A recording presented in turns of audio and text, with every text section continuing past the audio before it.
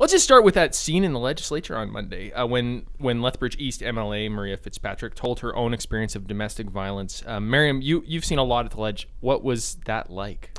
Well, it was interesting. So, of course, this was during a debate during Deborah Drever's private members bill. So, MLAs were taking their turns to stand up and speak, all of them really in support of this bill, talking about it.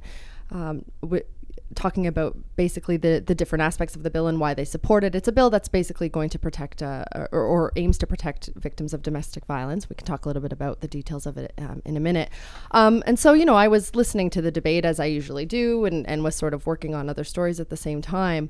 And then Emily Fitzpatrick stood up, and the thing that caught my attention first was she was holding a copy of the Saturday edition of the Journal, and it was the Insight section. It was a feature that Jana Pruden had done, our colleague, called Domestic Silence, and basically uncovering stories of domestic violence victims and people on the other side as well, the perpetrators. And so she was holding this up, and what caught my attention was that the speaker sort of admonished her, because you're not allowed to use props in the House, and that includes a newspaper story. So, that caught my attention, and I started to pay attention, and then she began to tell this story, and it became really apparent very quickly that she was talking about herself. She didn't just stand up and say, "This is my story." She sort of eased into it a little bit, and it became obvious that she was talking about herself after a few seconds, and it became really obvious that this was something that was a lot for her to stand up and say, talking about a 9-year period in her life in which she was consistently abused by her ex-husband.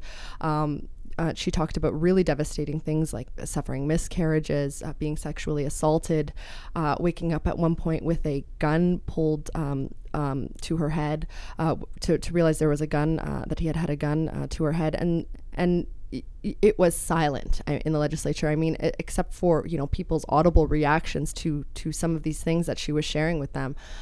It was really remarkable. And she spoke for about 6 or 7 minutes. And then after she was finished, every single person in the legislature stood up and gave her a standing ovation that lasted for about 30 seconds. And it was really, I think, one of the most remarkable speeches I've ever seen delivered in the legislature. There have been other occasions where people have stood up and shared those kinds of stories. People might remember Pearl Callahayson, who was a former MLA. She stood up and talked about her experience with residential schools. And this sort of really reminded me of that, really raw, genuine emotion in the legislature, which we really don't see all that often. It can be very theatrical when people are watching Question Period. But this was one of those moments where you saw really raw, candid emotion and experience from a politician. And we don't really get to see that very often. And so I think that's why it was really resonating with a lot of people.